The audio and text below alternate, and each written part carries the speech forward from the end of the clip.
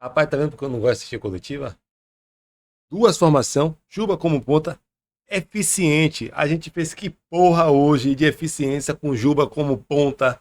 Porra, que pergunta do caralho. O outro perguntou que foi de bom que tirou de uma eliminação vexatória. Agora vem esse cidadão aí pra perguntar esse caralho de que a gente tirou coisa boa de Juba como ponta, sendo que a gente acabou de ser eliminado porque não fez gol, porra. Corra do Bahia, fuja do Bahia, corra do Bahia. Salve galera, sejam todos muito bem-vindos ao canal Bio Bahia. Eu sou Bio Bahia, o seu YouTube favorito.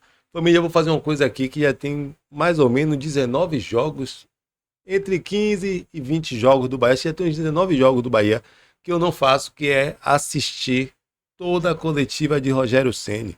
Quem me acompanha aqui sabe que já tem tempo que eu falo que eu não gosto, porque é uma coletiva horrível. São jornalistas ali medrosos que fazem perguntas medrosas e Rogério Ceni sempre inventando desculpa e desculpa e desculpa para os seus farrapos, né? Para os seus vexames. Então, eu não, até quando ganha, eu não gosto porque é um cara que as coletivas dele para mim é péssima, a moeda dele é soberba. Então, eu vejo ali alguns lances, né, alguns cortes do que ele falou, mas assistir eu não assisto. Porém, hoje, com esse vexame que é um dos maiores aí da história do Bahia, eu vou ver o que foi perguntado ao Rogério Ceni e o que o Rogério Ceni falou junto com vocês. Mas antes, já deixa o like, se inscreve no canal para dar aquela força e vamos ver o que foi falado pelo Rogério. Para mim, sobre dois lances, você pode responder sobre duas tomadas de decisões hoje neste jogo. Primeiro, aquela bola que o Ademir perde e acaba ocasionando o gol da equipe chilena. Tomada de decisão do Ademir, que você tanto vem falando algumas vezes sobre isso aí.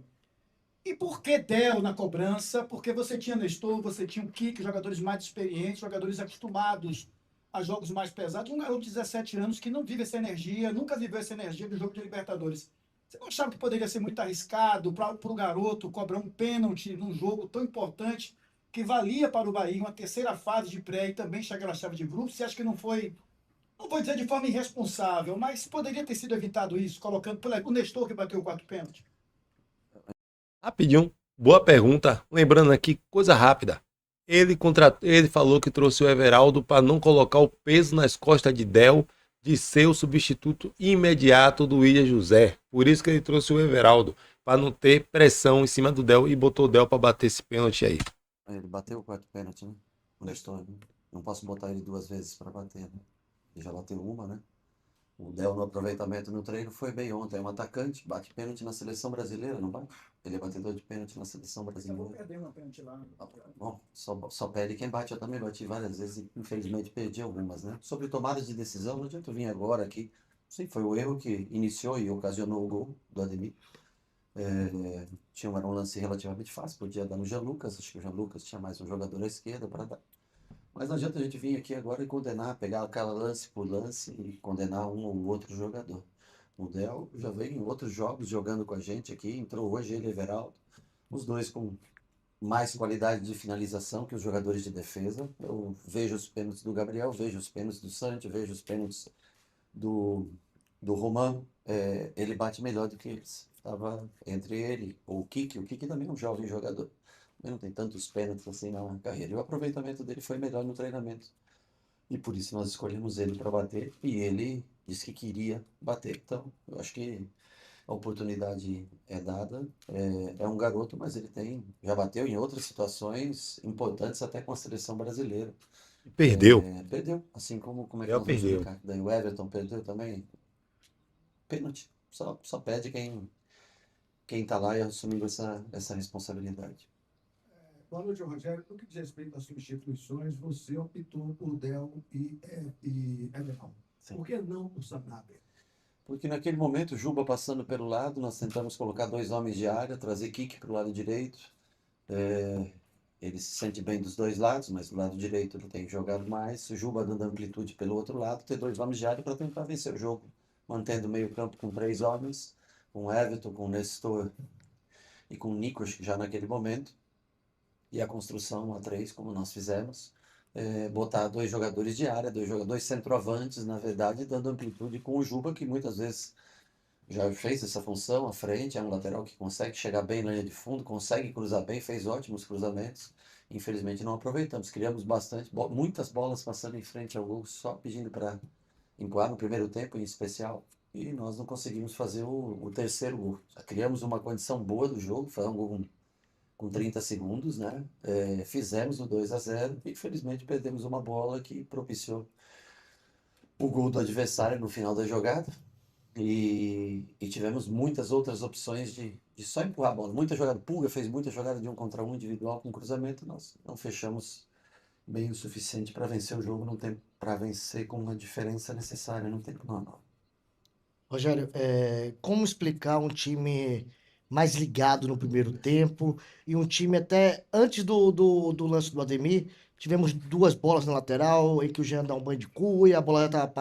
Ou não perdeu o hype aqui. Você vê, por que Ademir errou? Porque não tem cobrança. O melhor lugar de se trabalhar é no Bahia.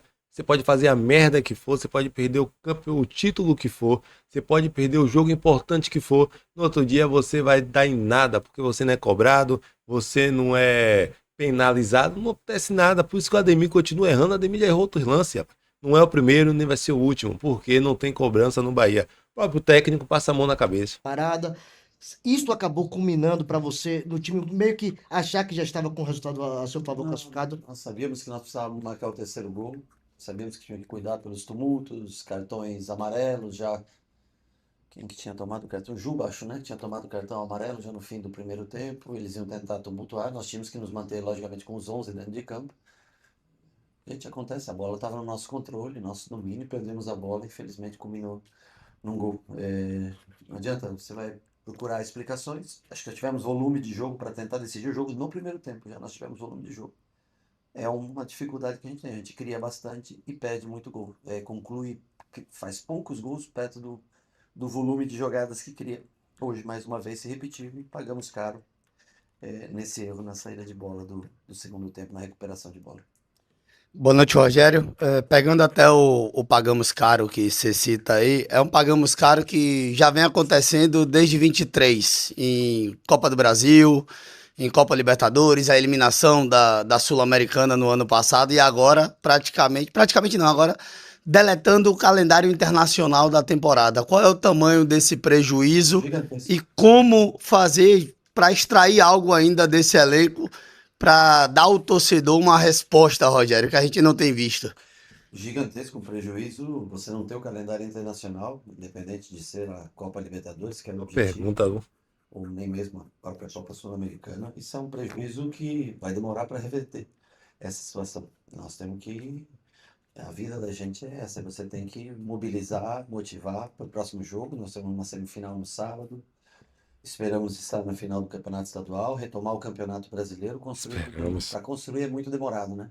Você passa um ano inteiro para construir uma oportunidade como essa. Em 90 minutos, muitas vezes, ou num lance bobo, você acaba jogando tudo fora. Mas é algo psicologicamente muito difícil de você reverter de forma imediata. É um peso gigantesco que a gente carrega para a sequência do ano do Campeonato Baiano, do Campeonato Brasileiro e da Copa do Brasil. Sem dúvida nenhuma, é o momento psicologicamente mais desfavorável que enfrentamos aqui desde a chegada. Talvez até 23, né, com todo aquele sofrimento e chegar na última rodada numa situação terrível, podendo ir para uma Série B, mas fora isso, eu acho que é o momento psicologicamente mais difícil para a gente. Rogério, boa noite. Eu sei que o resultado às vezes condiciona a análise, mas há exatamente um ano, o Bahia estava jogando aqui na Fonte Nova contra o Strongest e se classificando para a fase seguinte da Libertadores.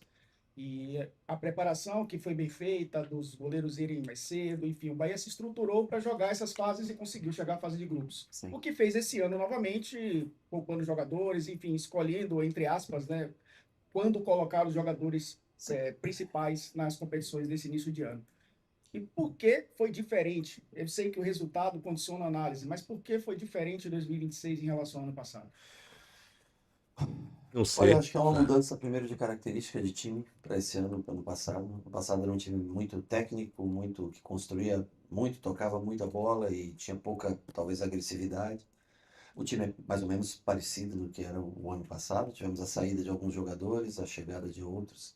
Eu acho que o jogo jogado pelo chão, a gente não tem um jogo tão vistoso como tinha no ano passado, mas é um time mais aguerrido, mais brigador, especialmente nos jogos fora de casa, vem tendo um pouco melhor resultado, com exceção feita ao Higgins. Galera, rapidinho, eu tenho que cortar aqui. Tem que cortar, vou ter que cortar ele. Cara, o time do ano passado, que jogou de pré-Libertadores, era mais vistoso do que esse ano tocava mais a bola. Esse ano o time não tem tanto toque de bola. Quem foi o meio-campo do ano passado? Quem foi o time do ano passado? Alexandre, Jean Lucas, Everton Ribeiro, Ademir, Eric Pulga e José. Quem foi o time de hoje? Pelo amor de Deus, pô, um treinador falar uma merda dessa é foda. Perdeu por 1-0. E hoje o primeiro tempo dava indícios que a gente venceria o jogo é, com o placar que a gente necessitava. Não pelo placar em si, mas pelas oportunidades. O Higgins no primeiro tempo acho que chutou uma bola para fora ali. O Ronaldo não fez nenhuma defesa praticamente, né? E eu acho que o que muda é o fato de tomar o gol nessa saída de bola, porque a partir daí a gente começa a ficar um pouco nervoso e começa a querer atacar de qualquer maneira. Inclusive, a primeira troca que eu faço do Nico aos 20 foi porque nós começamos a. O Caio começou a saltar demais. Você se desorganiza, né? Você começa a desesperar um pouco, né? O tempo vai passando, você sabe que você precisa do gol, e no final nós estávamos começando a ceder muitos contra-ataques pro Riz. Então, assim, nós tínhamos o controle do jogo, perdemos numa bola que era nossa, que dava para tentar sair jogando, chegar ao gol do adversário. E esse erro, ele custou bastante para a gente, porque mudou até a postura da gente dentro do campo. Começou Roman querer atacar sem a construção a três, já partir para cima. É onde todo mundo quer por si só resolver, né? E é onde você se desarruma, às vezes, muito fácil. Boa noite, professor. O Bahia que no primeiro jogo não fez uma partida tão positiva assim, né, no primeiro jogo. E no segundo jogo, o jogo da volta, um bom primeiro tempo, o Bahia conseguiu fazer 2 gols e um segundo tempo não tão bom assim. O próprio treinador da equipe do Alves comentou isso em coletivo antes do senhor chegar. Eu queria saber se o senhor está satisfeito com o poder competitivo desse time, principalmente agora pensando no futuro, né? Pensando na Copa do Brasil e Campeonato Brasileiro. Cara, depois de uma derrota, você nunca está satisfeito com absolutamente nada, né? A gente vem aqui, Que pergunta da porra, mano. respeito a vocês que ficaram cobrindo o jogo até tarde, tudo. Mas nesse momento, se eu disser qualquer palavra relativa à satisfação, Que eu acho que é um momento pergunta. difícil a não ser as pessoas que não se importam, elas assimilam muito fácil. Então, acho que não é um momento para te responder uma fala sobre. Hoje não tem nada que seja satisfatório para a gente e nem vai ficar satisfatório. É só o tempo que Pergunta pode da porra. voltar a trazer coisas boas para a gente. Não vai ser da noite para o dia, não vai ser uma resposta aqui que nós vamos mudar o sentimento que a gente passa no dia de hoje. Boa noite, Rogério. No último jogo, você falou sobre a pressão que existe em um time grande como o Bahia. Uhum. E agora o Bahia só vai disputar 2 competições, com exceção do Baiano, ao longo do ano. Como lidar com a pressão da torcida, que agora com certeza vai ser muito maior do que estava sendo? Cara, você tem que viver dia após dia, tem que conseguir resultados, ter força mental para focar nos jogos que vêm, seja de qual campeonato for, né? Temos que estar bem focados. É o que eu falo, é um momento difícil, porque um trabalho todo em 90 minutos ele muda. O planejamento que você tinha para o ano, né? No passado, como vocês falaram, nós conseguimos passar por essa situação.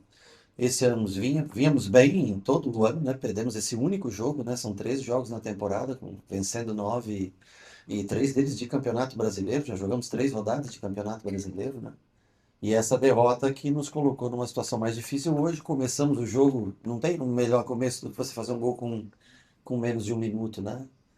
Ou seja, o estádio veio com o time, fizemos o segundo e numa desatenção perdemos a posse e aí mudou o panorama do jogo. O jogo, depois desse gol sofrido, as coisas se desequilibraram um pouco e culminou, infelizmente. Começamos até na frente nos pênaltis, né, com a defesa do Ronaldo. Infelizmente, não conseguimos levar o Bahia à próxima fase.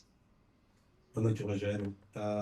Essa partida talvez foi a primeira, desde o primeiro tempo, quando você fez a modificação com o Caio entrando, que o Juba jogou colado à lateral esquerda, né? Sim. E você jogou hoje com o Pulga fazendo um segundo atacante. Essa é uma ideia de jogo que você vem trocando as peças, mas executando ao longo desse início de temporada. Você está, eu vou perguntar de você sobre satisfação, sei que não está, mas você está enxergando uma evolução nesse sentido, vai com duas maneiras de jogar e sendo eficiente nelas, ou você Eficiente. entende que precisa de mais aprimoramento para esse tipo de jogo? Rapaz, tá vendo porque eu não gosto de assistir coletiva? Duas formação, Juba como ponta, eficiente. A gente fez que porra hoje de eficiência com Juba como ponta. Porra, que pergunta do caralho. O outro perguntou que foi de bom, que tirou de uma eliminação vexatória. Agora vem esse cidadão aí pra perguntar esse caralho de que a gente tirou coisa boa de Juba como ponta, sendo que a gente acabou de ser eliminado porque não fez gol, porra. Pelo amor de Já Deus. hoje eles faziam uma marcação individualizada no meio-campo, né? Fudido, Deixavam 2 velho. para 3, deixavam o 9 com Santi e Gabriel, o Santi primeiro, depois ele vindo no Gabriel, ponta com Roman, e uma marcação do Gonzalez, é o nome dele, se eu não me engano, né? Que acompanhou o Juba praticamente o tempo todo. O que eu tentei foi abrir esse meio-campo, sabíamos que a bola ficaria no pé do Gabriel. Eu sei que o Gabriel não é a principal característica dele, a construção, mas eu tinha um jogador para marcar, que o único cara que eu tinha condição de marcá-lo em bolas paradas, em bolas longas, era o Gabriel que podia executar esse serviço. Então eu tinha que ter essa opção. E nós tentamos abrir justamente o meio, abrindo o Juba para o lado, diminuindo o número de jogadores no meio para tentar conectar o nosso ataque, né? Com a flutuação de William, com o ataque e o espaço de Pulga, com o Juba atacando a última linha pelo outro lado e com o Ademir atacando pelo outro. Eu acho que em boa parte do jogo deu certo, tanto é que fizemos o 2-0 no primeiro tempo. Mas repito, é um lance de má sorte ou uma tomada de decisão ruim. Muda o aspecto aí mental, psicológico do time. Eu acho que depois que tomou o gol, o time até criou, né? Criou boas bolas, William por trás, muito cruzamento, chegando na linha de fundo. Mas eu acho que a parte mental fica um pouco afetada depois. É um baque você sofrer o gol do 2-1. E eu acho que isso já é uma das coisas que a gente tem que melhorar, tem que ter mais maturidade para enfrentar momentos de dificuldade no jogo, né? Quando eles aparecem, porque ainda tinha muito tempo depois do gol sofrido para a gente não ficar desesperado dentro do campo de jogo e organizar como a gente fez o primeiro tempo. Encerrada a coletiva do técnico. Galera, tá vendo por que eu não assisto coletiva de Rogério Ceni? É desculpas em cima de desculpas, são algumas perguntas, hoje até que teve umas 2 perguntas que eu gostei, mas são perguntas de pessoas que parece que tem rabo preso, como é falado aqui no baianês, rabo preso, né? Que só faz perguntas ali inofensiva, inoperante ali com o técnico, porque não pode ofender o técnico, não pode perguntar. Por quê? Cara, o time perde o planejamento, porque aí é como se perdesse 100% do planejamento, né? Porque a gente perdeu o calendário internacional. E aí ninguém pergunta, Rogério, a gente acaba no início do ano teve o planejamento para todo ano. A gente esperava chegar jogadores, né, que chegasse para se titular e preencher e melhorar aquela lacuna que foi deixada no ano passado com todas as derrotas e todos os vexames fora de casa. O Bahia que foi um time de 2025 com muitos erros, mas porém, ao contrário do que o torcedor esperava, só chegou jogador para ser reserva dos que já estavam aí e não fizeram um bom campeonato em 2025, né, tendo muitos erros. Para você, quem foi o culpado desse planejamento ir por água abaixo tão cedo, ou quem foi o culpado de perder um planejamento, né, tão cedo? Alguém, sabe, botar ele na parede, porra, perguntar ele de quem é essa culpa de não ter contratado um jogador para ser titular, tá ligado? A gente jogar o mesmo ano com os 5 de frente sendo os mesmos, cara. Não existe isso. A gente não contratar um zagueiro destro para brigar para ser titular com o David Duarte. Aí agora tem que trazer o Marcos Vitor de volta. Tá entendendo? Aí ninguém pergunta, porra, ninguém chega e pressiona aí na parede. Quem é que faz essa contratação do Bahia? Cadê o reserva do Everton Ribeiro? Sabe? Cadê o ponta para ser titular, para ser matador? Cadê o nosso centroavante? Ah, vai chegar no meio do ano até que se chegue, meu irmão. A gente nem sabe se vai vir mesmo ou não. Daqui a pouco é mais um aí, Patrick Siqueira, que a gente falou que ia chegar e não chegou, tá ligado? Aí pega, ninguém pergunta porra nenhuma, velho. Ninguém pergunta porra nenhuma, não é o lugar para se trabalhar no Bahia. Não é pressionado nem pela mídia que vai lá fazer as perguntas. Por isso que eu não assisto. Eu não assisto coletiva de Rogério Ceni. Além dele ficar dando desculpas esfarrapadas, como ele deu, dizendo que no ano passado o time tinha mais toque de bola, né? Tinha mais qualidade em toque de bola e esse ano não. Sendo que a porra do time que perdeu hoje foi o mesmo time do ano passado. Que resposta da porra. Aí eu só faço perder minutos de vida ouvindo um bocado de besteira e ouvindo um bocado de covarde tá perguntando a ele. É por isso que eu não vou, cara. É por isso que eu falo. Às vezes, a gente pensa em crescer e se juntando com pessoas que tá mais acima da gente, mais famosa, querendo estar dentro de estádio, querendo estar dentro, fazendo perguntas coletivas, né?